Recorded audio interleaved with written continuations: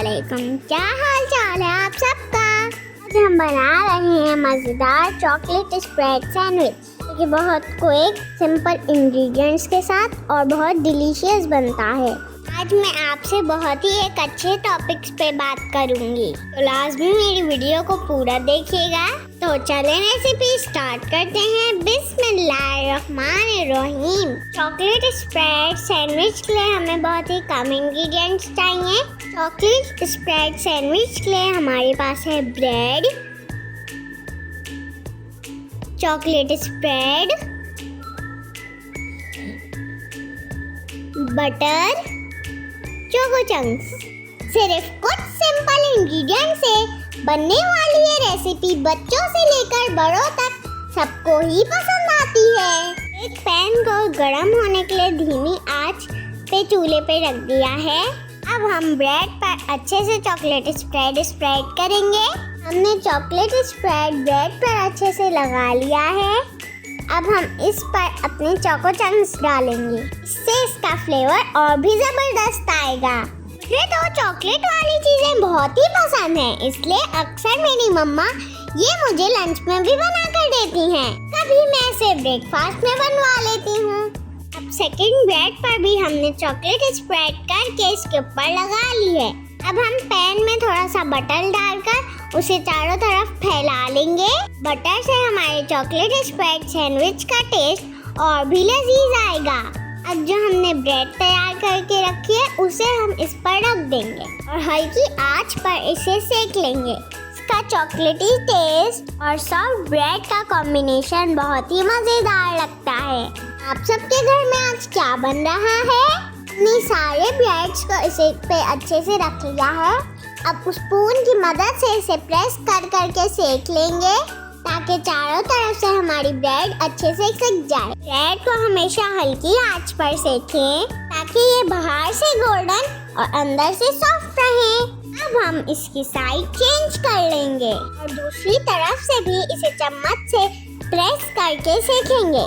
जब ब्रेड हल्का सा क्रिस्पी और गोल्डन हो जाए तो समझ लें ये बिल्कुल परफेक्ट तैयार हुआ है। आप देख सकते हैं हमारे सैंडविच कितने क्रिस्पी तैयार हुए हैं। तो चलें बिना देर किए आज के अच्छे टॉपिक पर आते हैं। हमारा आज का टॉपिक है नमाज। नमाज क्या है?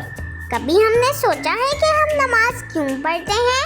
अल्लाह ताला की इबादत के लिए तो बहुत से फरिश्ते हैं, उन्हें हमारी इबादत की जरूरत नहीं, लेकिन हमारे लिए अल्लाह ने नमाज फर्ज की है, क्योंकि नमाज सिर्फ फर्ज नहीं है, अल्लाह से हमारी मुलाकात का एक खूबसूरत जरिया है। जैसे हम जिंदगी में अपने खाने पीने का ख्याल रखते हैं, उसी तरह हमारी रूह की ग़िज़ा है नमाज। सबसे पहले नमाज का ही हिसाब दिया जाएगा। हम सैंडविच को एक प्लेट पे डालेंगे। अब हम इसे सेंटर से कट कर लेंगे। ये बहुत ही क्रिस्पी और डिलीशियस तैयार हुए हैं।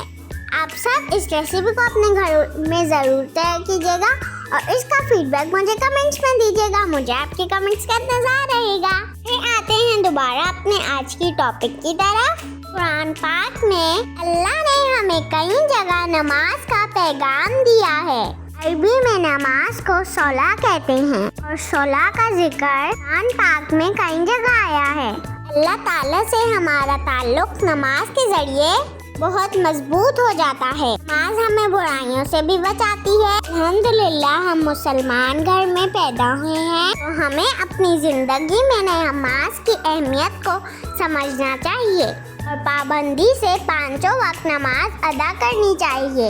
नमाज एक कम्युनिकेशन है अल्लाह ताला से, और जब हम नमाज के जरिए अल्लाह ताला से बात करते हैं, अल्लाह ताला से दुआ करते हैं, तो अल्लाह ताला हमारी दुआओं को सुनता है। नमाज के वक्त तो खाने काबा का तवाफ भी रुक जाता है, तो हमारे काम तो उससे ज्यादा बिल्कुल भी जरूरी नहीं है। तो हमें सारे काम छोड़कर सबसे पहले नमाज अदा करनी चाहिए, चाहे हम कितने भी मसरूफ क्यों ना हो। नमाज से ज़रूरी तो कोई काम नहीं है। जब हम नमाज पढ़ेंगे तो बुराई से खुद ही बचेंगे। आइए हम अहद करेंगे, हम पांचों वक्त की नमाज पाबंदी से अदा करेंगे और अपने घर वालों को भी नमाज की आदत डलवाएंगे। अल्लाह ताला हम सबको नमाज की पाबंदी करना वाला बनाए और हमारी सारी नमाजों को कबूल फरमाए। आमीन सुम्मा आमीन। इंशाल्लाह कल फिर मिलेंगे अपनी नेक्स्ट रेसिपी के साथ। मुझे और मेरी फैमिली को अपनी दुआ में जरूर याद रखिएगा। अल्लाह हाफिज। मजेदार।